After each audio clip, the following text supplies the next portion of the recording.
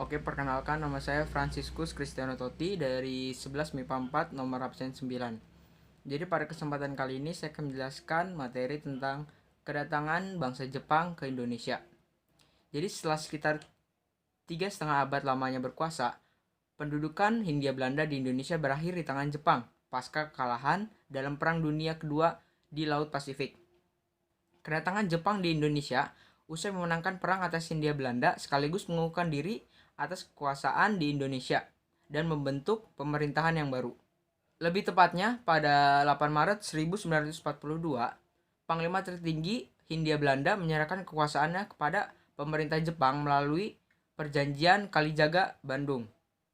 Awal kedatangan Jepang ke Indonesia ditandai dengan pengeboman di Pearl Harbor pada 8 Desember 1941 yang terjadi di pangkalan laut, tepatnya di Pulau Oahu, Amerika Serikat. Serangan yang dilancarkan terus-menerus oleh Jepang mampu menghancurkan basis-basis militer Amerika Serikat sehingga memerlukan sumber daya yang melimpah untuk kembali menggempur Amerika Serikat. Negara Indonesia menjadi sasaran empuk karena sumber dayanya yang dimiliki Indonesia sangatlah melimpah, baik untuk bahan industri perang dan cadangan logistik seperti aluminium, minyak bumi, dan timah. Maka sesuai doktrin dari Hako Isiu, menguasai Asia Timur, Jepang mulai masuk ke kepulauan Indonesia tahun 1942 dengan penguasaan negara-negara di kawasan Asia Tenggara. Pendudukan Jepang di Indonesia diawali dengan di kota Tarakan pada Januari 1942. Selanjutnya meluas ke kota Minahasa, Pontianak, Balikpapan, Ambon, Banjarmasin, Palembang, dan Bali. Pada 1 Maret 1942, pasukan Jepang lainnya berhasil mendarat di Pulau Jawa, sehingga memberikan dampak yang besar dalam perannya untuk mengontrol wilayah tertentu. Pada awalnya, kedatangan pihak Jepang di Indonesia disambut baik oleh masyarakat Indonesia karena adanya iming-iming beberapa ajaran Shintoisme yang bertujuan baik bagi semua manusia. Kesempatan emas tersebut tentunya tidak disia-siakan oleh pemerintah Jepang untuk mengambil simpati rakyat Indonesia dan membuat beberapa propaganda.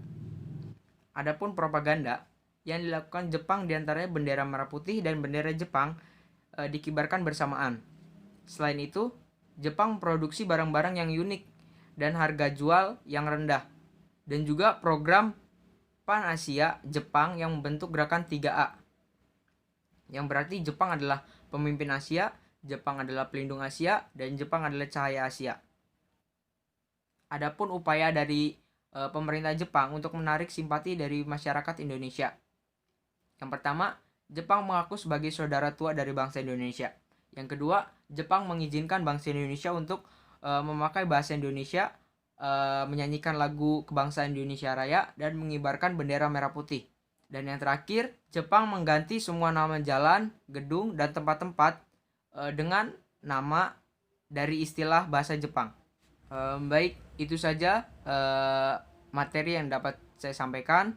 Semoga bisa bermanfaat bagi teman-teman semua. Terima kasih.